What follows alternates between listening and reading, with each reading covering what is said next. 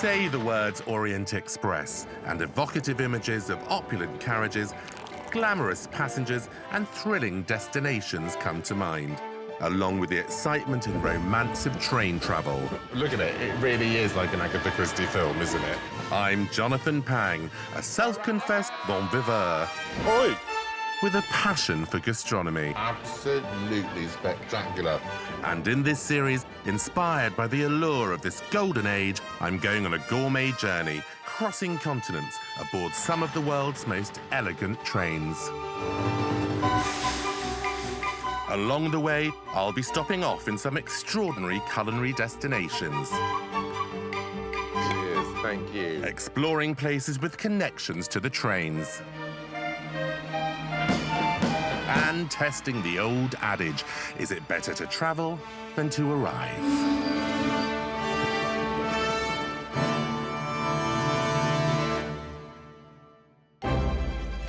Coming up, all aboard for the ultimate train journey. I'll be traveling across Europe on the Venice Simplon-Orient Express. I don't know how it's going to be sleeping on this little shelf. I mean, I don't know how this turns into a bed, but I'm sure we'll work it out. Oi. There are dishes to be tasted which date back to the 17th century. I feel like diving in it, you know, it's just... I'm going to dive in it. In Paris, it's not so much murder on the Orient Express as death by chocolate. Mon amour. Oh, let's do it that way. And as well as it being a gastronomic odyssey, This is absolutely gorgeous. I get into the spirit of overnight train travel. Salute.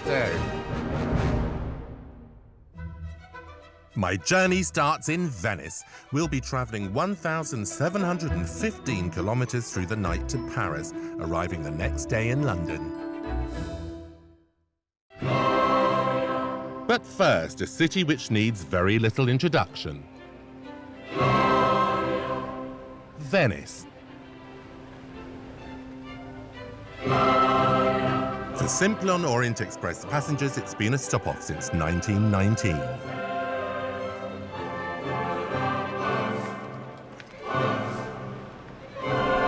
But today, I'm not taking the train. Instead, I'm joining the rush hour, Venetian style.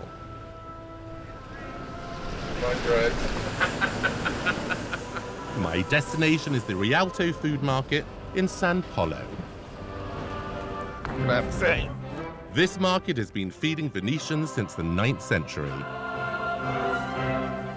It's definitely one of the most colourful and authentic districts to be found in the city. And I just think markets are the absolute heart of any city that you go to. It's the hub of anywhere. And I love the fact that people go shopping every morning and they wake up with a lark and come and see what's fresh and then decide what they're cooking for dinner from there. Why I don't live in a place like this is beyond me, it really is. €6, okay? No, €5. Less. Cinque, take out. Did you dry it? No, I dry in Sicily. Oh, okay. In Sicily. Sicily, yes. Uh-huh. And look at the size of these amazing Cavallino tomatoes as well. I mean, one could feed a whole family, really, couldn't it? As you walk by this relatively small space, you're just absolutely hit by all these wonderful fragrances. Now, my problem with coming to markets in foreign countries is that I can't help buying stuff. Yeah. Fine when it's sun-dried tomatoes, So I better buy this now I've started eating it. but it can be a problem when I discover the fish counter. Just look at that fish. Can I have half a kilo? Perfetto. That'll be enough for a little light snack for me on the way to the train station. Is that £12.95 or £1,295? Now, scampi in a plastic bag isn't going to last forever in the Venetian heat. So I've called in a bit of a favour from Chef Ivan Catenacci, who oversees the kitchen of the city's largest five-star hotel, the Molino Stucchi. Even though I'm going on the Orient Express tomorrow, I couldn't help myself but buy loads of food in the market today. And the one special thing I found, which we never ever have in England, is a load of scampi. And I really don't know what to do with it because I've never really cooked it. We're gonna do a nice dish with scampi, which is a typical dish in Venice. It's called busara. Busara. Busara is a very old dish. They used to do the sailors used to do it on the ship. So one catches scampi close to Venice. You can get scampi from the shores surrounding Venice. That's why it was so abundant today at the market. Of course. So it's a real typical Venetian dish. It's a very, very, very typical Venetian. Splendid. Very, very old-fashioned. Like this. It doesn't have to First be... up, shallots and garlic are chopped and crushed. These join carrots and leeks in a pan. So you want it on such a high heat? Nothing gentle here. Just get on with it and get it going quickly, yes? For me, there's nothing nicer than the smell of shallots and garlic sautéing together in lovely virgin olive oil. It just smells so homely and it has the promise of something great to come, doesn't it? Next in go those scampi I bought earlier. Stefan, you're not worried about the scampi overcooking? No, because the scampi here, they have to melt in the sauce. They are small, we choose the small scampi because they have to boil for hours and hours. Oh, and I see. So you're putting 2 sets of scampi in. Yes. This is the one with the shell that has to boil down for hours and hours and hours. After we'll have some more scampi for... and then before you serve, then you put some extra scampi in without the shells. Now I understand. Now we have to put brandy. Okay. Oi! Whoa!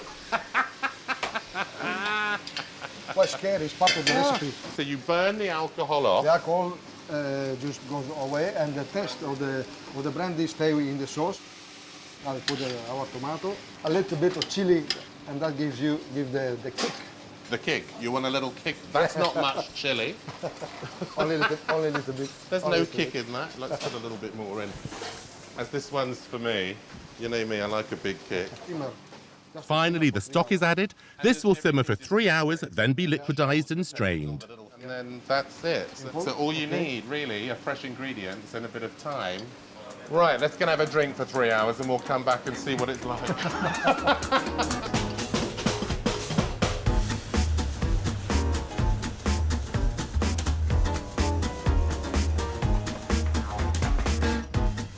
Whilst I pour us a glass of Prosecco, I'm absolutely starving. These smells are doing terrible things to me. Ivan finishes off the dish by barbecuing the rest of the scampi. Nice and golden, and that's it. But it's been worth the wait. Just look at that. Here we go. Here we go. Oh, we're gone. And look at this. It looks spectacular. This is Mediterranean food, you see? Look at the color, This is the flavor. Mediterranean at its best. I feel like diving in it, you know, it's just... I'm going to dive in it. I'm not waiting. I've waited 3 hours for this. I'm digging in.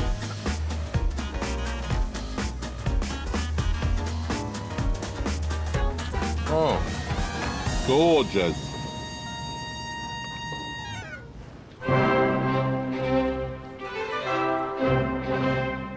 After a lunch like that, what better way to spend the afternoon than a gentle gondolier ride down the Grand Canal?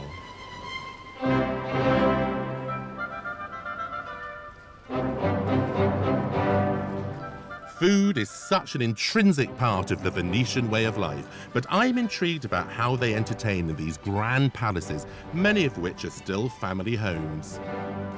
I've been invited to meet Marie Bagnasco at her home, Palazzo Lese on the Grand Canal, and I'm hoping she might be able to enlighten me. How are you? Very good. To meet you. Welcome. Welcome to my house.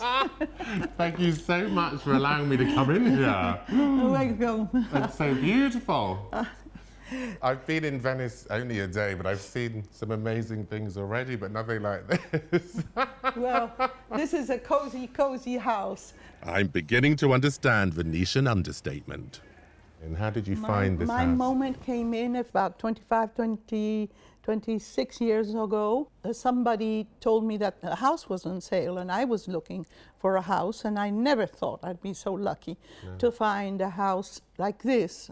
When I came to Venice, it was like coming home. Really? It was a strange feeling. I just loved it so much right away. I mean, sometimes I wake up in the middle of the night and no boats are going around, and the water is as still and as a mirror. It is so beautiful. And it's the same also when it snows, when it rains. I mean, I guess every season must bring its own magic. Absolutely. Of course, living in Venice, when you're young is all right because you need to walk a lot in Venice. But as the years go by, it becomes a little bit more difficult. Yeah. But there's a lot of help and things seem to just move around at a different pace than in other countries and other cities. So what about the community spirit here on the Grand Canal? I mean, presumably you must know everybody living in these grand palazzos. Are you all friends? Is there lots of intrigue going on? That is a fun question. No, there is a little bit of rivalry here and there, but nothing worse than in any of the big cities of the world. Because I want it to be Casanova no. and sort of, no more Casanovas. Debauchery. No, finito. When the tourist goes home, come October, what's the social life like? I mean, is it very much entertaining at home? Yes. Dinner parties? Yes. Is that what you do? There's a lot of entertaining at home, but there's also some really spectacular events happening. This is more or less how I like to set the table when I'm having about 6 guests. My glasses were made in Venice. My husband and I had them made 50-somewhat years ago when we first saw them in Murano. And they had this glass in the museum, and it's 1810, 1820. These cannot go in the washing machine. Don't even think about it. No. But the weight, it's a beautiful weight. I love it. And have you broken many over the years? No, no. You've never broken one? No, I didn't. When I moved into this house, It's such a treat to experience Marie's extraordinary home. I love the fact that it's full of museum-quality antiques, but she uses them every day. What a wonderful way to live. It's not nice when it's...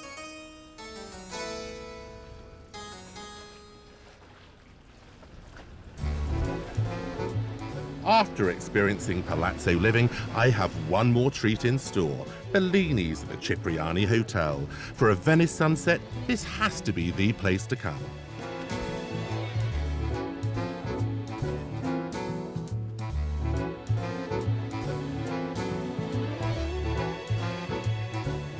This is our great drinks. The cold Bellini is the fresh peach juice with prepared and the Prosecco with the Italian sparkling wine. Gorgeous. Nothing goes better with a Bellini than some cicchetti, another Venetian tradition I could get used to.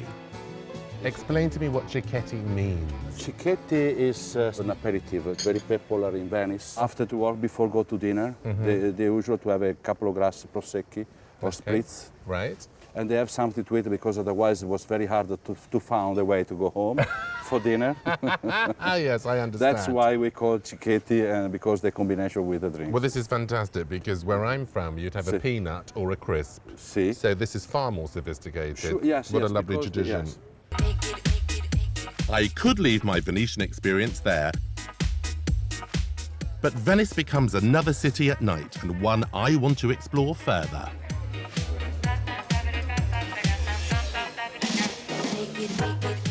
I've heard of a neighborhood restaurant called Paradiso Perduto, Paradise Lost.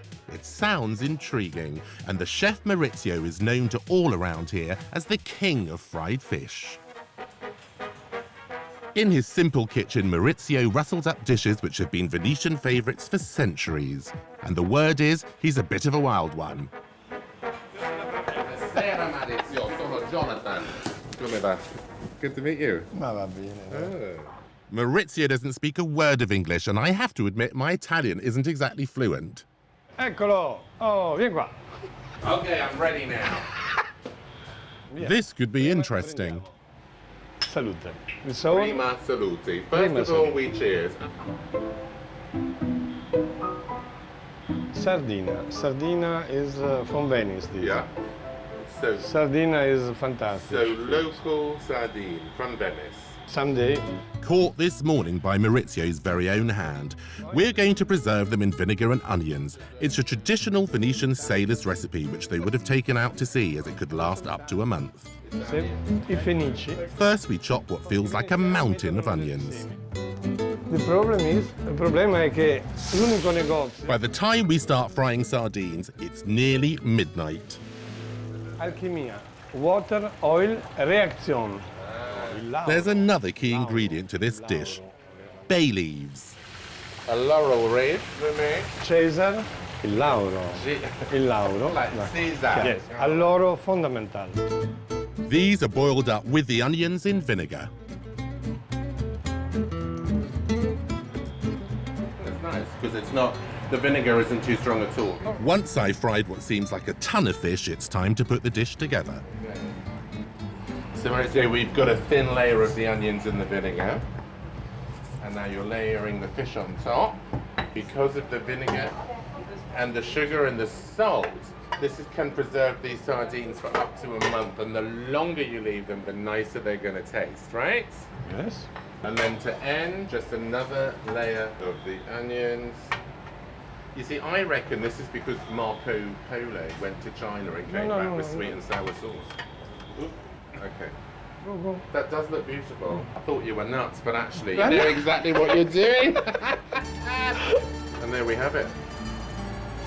Sardines that are going to last 30 days and keep those sailors nice and safe and healthy.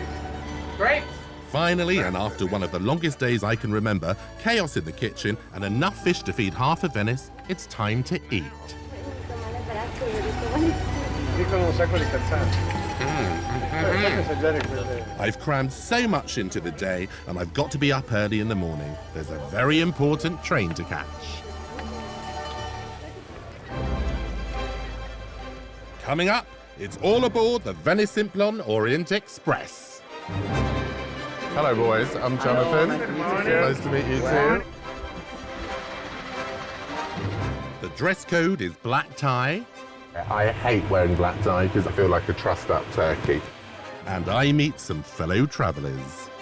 So you've been coming on the Venice Simplon for 30 years? 12 years Venice Simplon and 1 year Paris, Vienna.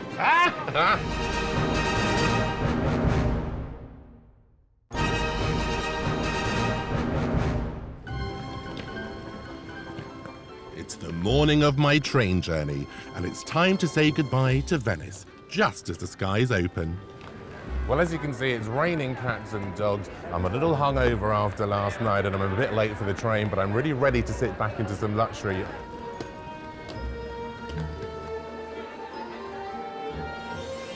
It might be grey and dull outside, but here on the platform there's a real sense of excitement and anticipation.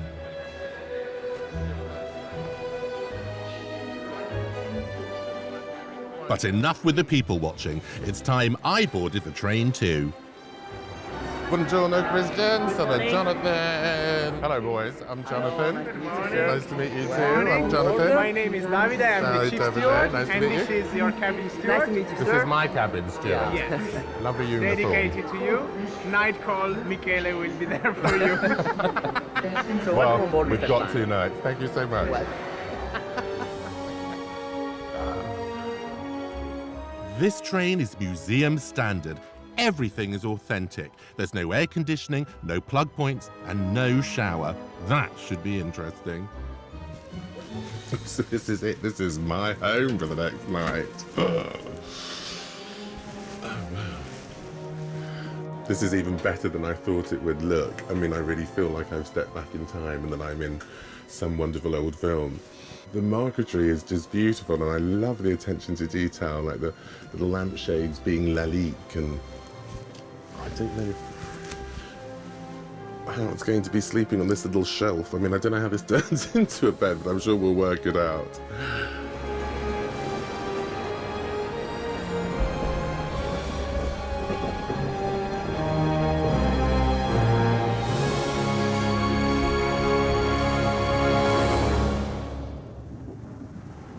Mr. Phang, hello. Hello. So welcome on board. Thank you. We have some Prosecco for you. Oh, I think it might help. please. With the hair of the dog. Enjoy your pussy. Thank you very much. Having checked out my compartment, it's straight into what this journey is all about. Food. Oh, wow. Tonno del Chianti. Tonno della Chianti. Chianti, yes, exactly. Which is a shredded veal and tomato terrine. I'm in for a 24-hour gastronomic conveyor belt of breakfast, brunch, lunch, afternoon tea and dinner. Chef Christian, that looks absolutely divine. But right now it's Dover sole and crayfish with saffron-infused potatoes. Oh, Donato. You have Oh. And you have the yogurt mousse. Thank you. I keep telling myself that I'm going to give up desserts, but then it arrives in front of me and I just can never say no.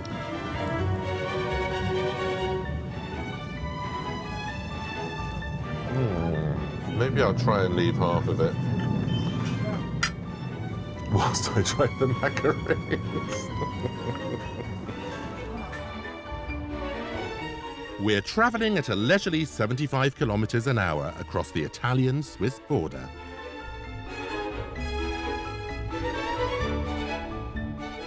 And with lunch over, we arrive at our first stop-off, Innsbruck.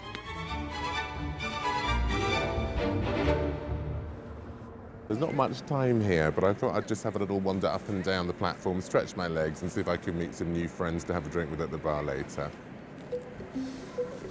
How about that? Oh, wasn't me!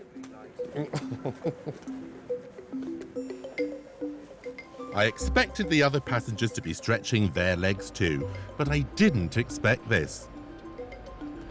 I guess it's one way to burn off lunch. I stopped to stretch my legs and I've been seeing you pelting up and down the platform. What's going on? Well, I've been to Torino for the World Masters Games and I won a gold medal in the women's 70 steeplechase. Ah! And third in the 1500. And so do you run every day? And... Oh no, I don't. I've had knee surgery and I'm not supposed to run. Well, why are you doing it with no shoes on then, on this hard concrete? That's not exactly good for your knee, is it? I always run barefoot. Well. But mainly I'm training on grass. Right. And then just race on the track. Okay, so to celebrate, are you going back home on the Orient Express? Yes, I've just had my 70th birthday. Oh, congratulations to you. I timed that well for the games too. So it's a double celebration? Yes. And is this your first time on the Orient Express? It is, yes. So it's been quite a monumental trip for you? Oh, it has, yes. What a fabulous lady, though it makes me exhausted just watching her. Just as well it's time for tea.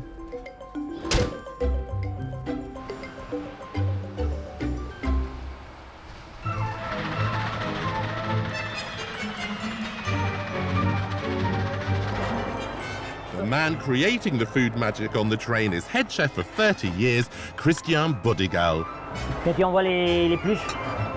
Christian's challenge is to deliver fine dining for 200 guests from a rather small galley kitchen, which just happens to be moving at 75 kilometres an hour.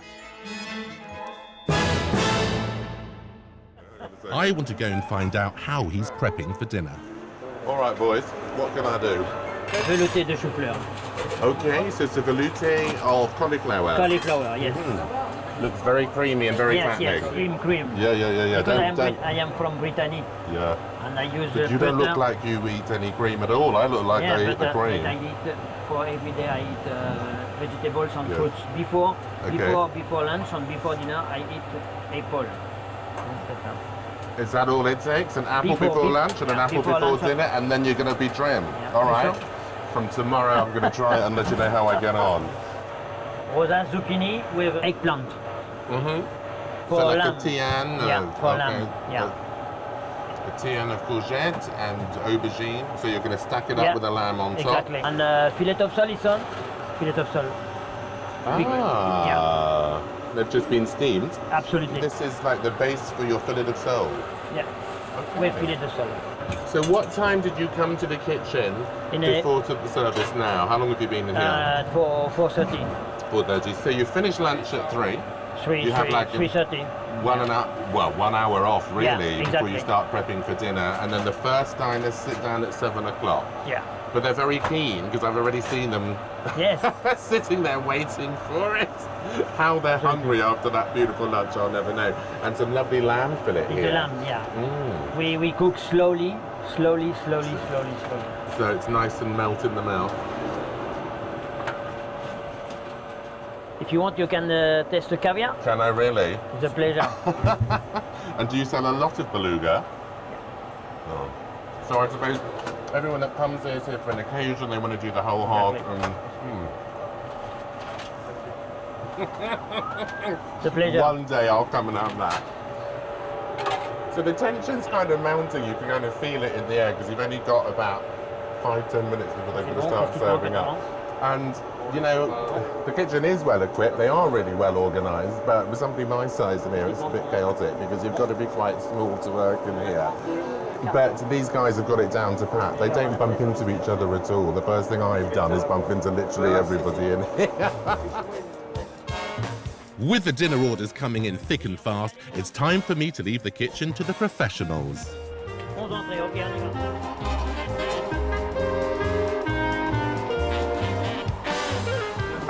Now the action started in the kitchen, I'm off to my cabin to put my suit on to get ready for dinner. But I have to say, it's an awfully long walk. This train is miles long.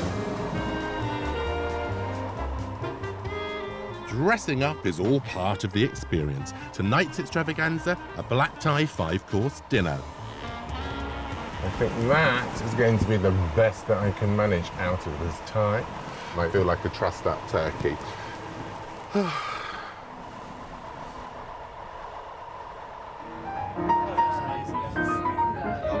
Once suited and booted, I join the other guests in the bar carriage. In charge of the cocktail shaker this evening is Walter, our head barman. He's famous for his signature drink, the Guilty 12. Welcome to the bar. Very nice to meet you, sir. I've been looking forward to your cocktail all day. Excellent. I will prepare right away for you our Guilty 12. This secret elixir contains, you guessed it, 12 ingredients and is inspired by the 12 suspects from Agatha Christie's famous novel, Murder on the Orient Express. Which leaves me just 12 hours to work out what those ingredients are. I've just smelt some aniseed in there. You're right, sir. Okay. Well, I think this will keep us guessing all night. What do you say? Cheers, everybody. Chin chin. Salute. Whilst I soak up the atmosphere in the bar, back at my cabin an amazing transformation is taking place, courtesy of Steward Michele.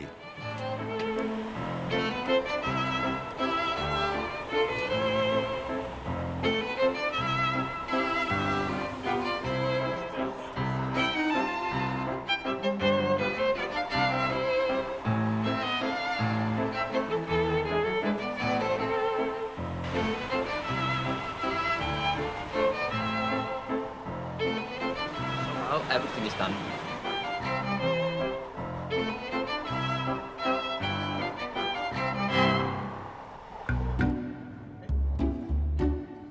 Dinner is served in the Lalique design dining cart. It feels like the perfect setting for a murder. Cheers. Or maybe it'll just be death by overeating. Paolo. For starters, creamy cauliflower soup with fillet of plaice and beluga caviar. This is absolutely gorgeous. Thank you so much. Next, tenderloin of lamb with polenta and summer vegetables. Oh, thank you. Enjoy. Loved. What do you mean enjoy? It's fantastic. Thank you. And the food keeps coming. And coming. That's got to be the last mouthful. Ever since we started this trip, there's somebody like chaining me to a table and force feeding me Maurizio with the fried fish and the pesto, and now Chef Christian. I don't know what else is coming next. I'll be sat here for breakfast before I know it. Maybe I should just sleep here.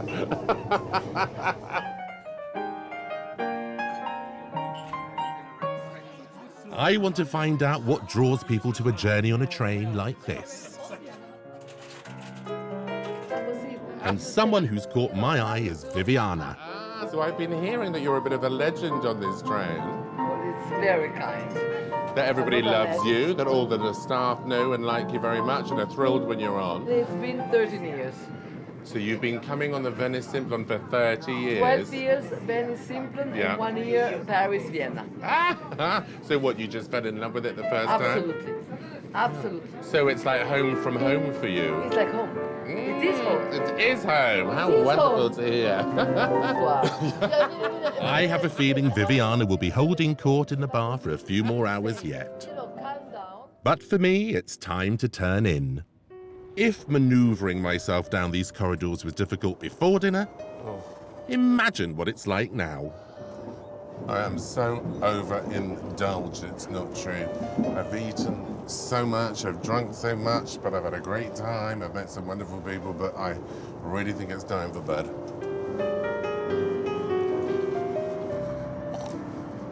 I think it's full. At least I found the right cabin. I have to say, it does look quite cosy now it's all made up, doesn't it? It's better than before. Anyway, I'm absolutely knackered. I think it's time for bed. I can't even bother to take the suit off. I'm just going to come out something. Let's hope I get a good night's sleep, because tomorrow there are more adventures ahead. Coming up, it's destination Paris. And an old favourite is on the menu. This was very big in the 70s, but it was never as refined as this. It was just a bit like orange juice with a crepe thrown in. And a lesson in fine truffle making takes an unexpected turn. Mon amour. Oh. Let's do it that way.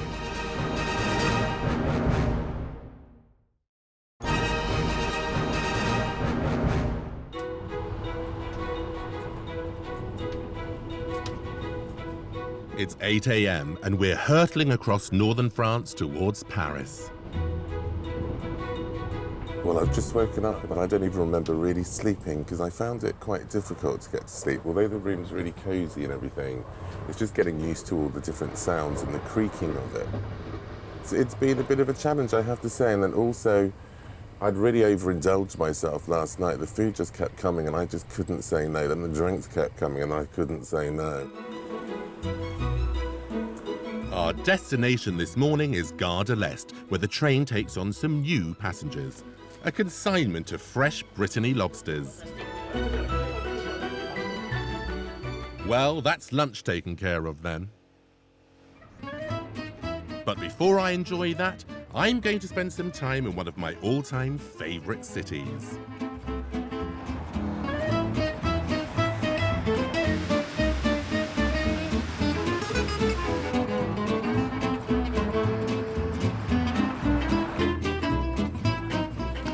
I've been visiting Paris for about 30 years. It's one of my favourite cities.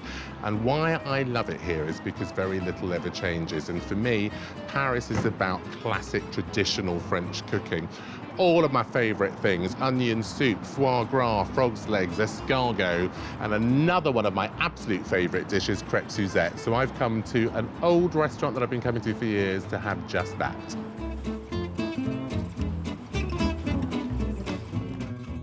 And what a restaurant! La Fermette Marbeuf is one of those quintessential Art Nouveau Parisian destinations, which sometimes in our hunt for the new we forget about. I love rediscovering these old-school traditional places, and today, manager Eric and head chef Ishmael have promised to cook me the ultimate in retro French cooking. Okay, boys, what a treat for me. Crepe suzette, one of my favourite desserts ever. I make a pretty mean one too, so show me how you make your crepe suzette. First, I put a little bit of sugar, you know, Yeah. to make a caramel. Only the sugar first, only.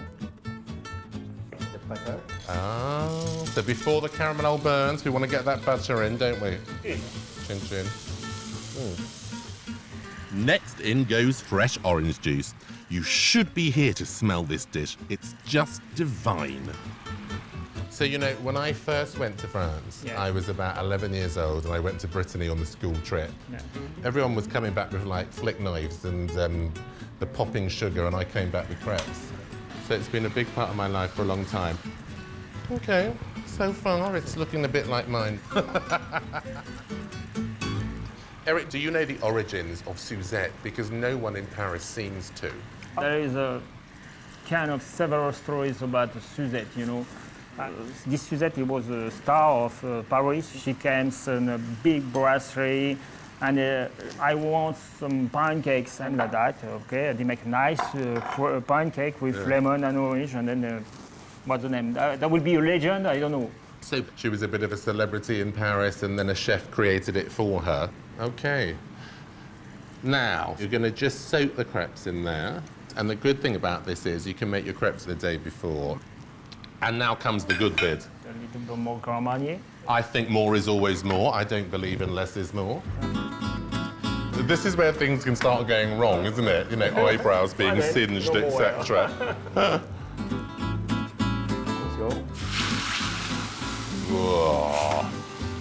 Nice little bit of flambé.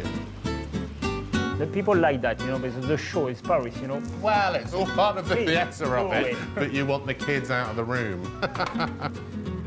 This was very big in the 70s, when it was the height of sophistication, and then it sort of has disappeared, but it was never as refined as this. It was just a bit like orange juice with a sort of crepe thrown in. Beautiful! Okay for you? It's very okay for me. Can I go and eat it? Okay. There's no denying that crepe suzette is a classic. Retro deliciousness at its best. This is absolute heaven to me.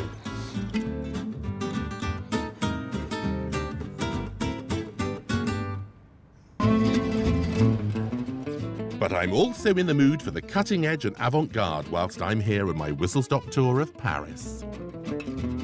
One person who is paving the way for contemporary Parisian cuisine by storming the world of confectionery is chocolate artisan Patrick Roger. One is so spoilt for choice in here. Wonderful cathedral full of sweet, lovely things that I want to eat. I've been fascinated by Patrick's creations, which not only include favourites such as mouth-watering caramels flavoured with balsamic vinegar and grapes, but also his award-winning artworks, such as this life-size 80-kilo chocolate orangutan. I've been invited to Patrick's studio, which feels like a contemporary take on Willy Wonka's factory. It's also a bit of a sort of laboratory as opposed to a factory because it's incredibly clean and very organised and ordered. Bonjour. Bonjour. Today, Patrick's going to show me how to make a whiskey truffle. Shall we commence? Non, c'est pas moi qui vais commencer, c'est vous qui Oh, allez faire la okay, recette. I'm doing it, apparently. Ça, ça va être plus simple. Sounds straightforward, though I'm dealing with a master, so I'm sure it won't be. First, the chocolate. 70%, I'd say. 69. 69. Okay, so what's on? No, Vous savez 69. pourquoi? Okay. Next, Patrick gently warms cream and honey. So now we're just going to put this lovely cream warmed up with the honey. So Patrick, when did you start making chocolates? Oh, j'ai commencé il y a 30 ans. Really? So late in life? What were you doing before you were making chocolate? Avant de faire du chocolat, j'ai fait un petit peu de pâtisserie. Ah, so you ran a little patisserie. And what made you suddenly start working with chocolate? C'est une énorme chance, c'est qu'à la pâtisserie, ils ont vu que la pâtisserie, ça m'intéressait pas vraiment. Et donc le chef m'a mis au poste de chocolatier. Ah. Et c'est la matière chocolat qui va me révéler. How's our ganache? Looking good. But Patrick's not happy. Il faut aller doucement, mais là, on a un vrai problème. Hein. Ça fond pas du tout. So the chocolate is still too lumpy. Mais les morceaux sont trop gros et... I think I might be dealing with a perfectionist. Desperate times calls for serious machinery. To hold this. Oh, it's looking lovely and glossy again now. Voilà. On va rajouter le whisky. I want to just like start eating it now. And look at the result. Delicious. Mais si on rajoute du sucre... The ganache would normally be left for 3 hours to cool, but since I have a train to catch, we're doing it the quick way. Into the freezer for 12 minutes. Prends un tout petit peu de cacao. Oh, that's a thing of beauty though, isn't it? Tout doucement. Oh. Now it's time for the guillotine, that marvellous French invention. Ça. Oh, that's nice, isn't it? You know, don't feed the visitor.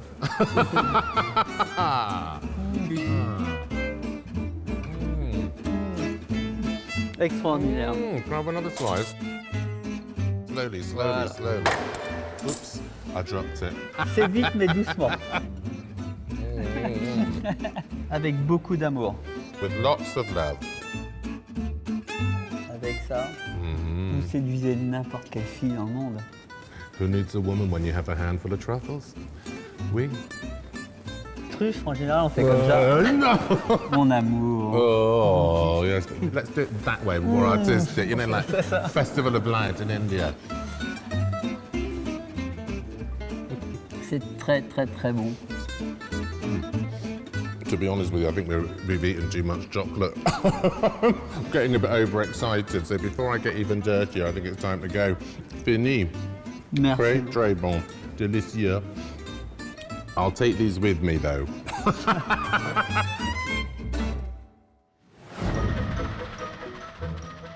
Back on the train, and the staff are getting ready for the journey's final extravaganza. The lobster lunch. This is for lunch today? For lunch today. What have we got here, then? Lobster from just arrived from Brittany. I've never seen them this colour, beautifully blue. Blue. This color only from Brittany. It's very special. So how many lobsters did you buy this morning? This morning, 53 blue lobsters from Brittany? Absolutely, absolutely. We have 185 guests. Not only do you have 185 guests, most of them all want to eat at exactly the same time. Those are looking beautiful now, look. Ready for the lobster? Yes, okay. Okay.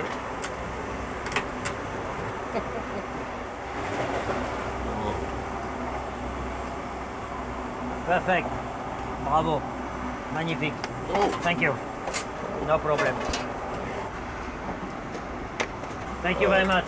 Thank you. I've loved A pleasure. that. So it's nice to know that I've cooked my own lunch.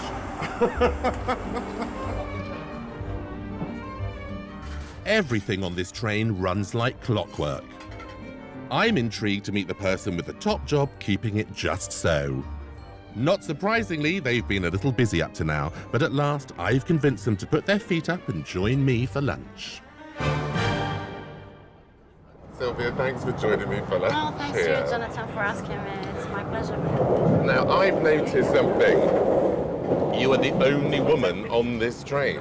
Yes, I am. Apart from the guests, I'm the only working woman on this train. So are you the first female manager on the Venice Simplon-Orient Express? Yes. Wow. I think on the Orient Express, it's so steeped in tradition Exactly. that I suppose any changes take a long time. It's a different world. That's why you have to live it to understand it. They started with me. Okay. Maybe things need time to change. Thank you so much. Bon appetito. Bon appetito. So what's a holiday for you? Because you're travelling all the time. When you have a bit of time off, is it just like getting away and hanging out in your flat, or do you like travelling abroad, or is the last thing you do is travel when you've got time? No, not at all. You know, I'm getting so used to travelling that when I stay in one place for more than 2 days, I feel something is wrong, so I have to move. So I start travelling, I take my car, I take a train, I take a plane, and I move. I've met so many people on board that have been working here for 30 years. Do you envisage that you will be one of those people? Why not? Why not? I'm getting to the end of my Venice Simplon-Orient Express adventure. We'll soon be changing trains for the last leg of the journey to London. In Calais, I say goodbye to the chief staff. I feel that you're standing here just for me. Thank you so much. Thank you so much for all the wonderful food. Thank you. I hope I didn't ruin the kitchen too much, but I had a wonderful time, boys. I really did. It's a pleasure. Thank you. Thanks to you. It's been wonderful to have you on board. Wow, you really, so I'm very touched by the hospitality Thank from all you. of you. I feel quite moved to be going, actually. Almost sad. But I'm relieved. My waistline is relieved. On this journey, I've been bowled over by the hospitality shown to me. Cheers. And I've overindulged beyond my wildest dreams.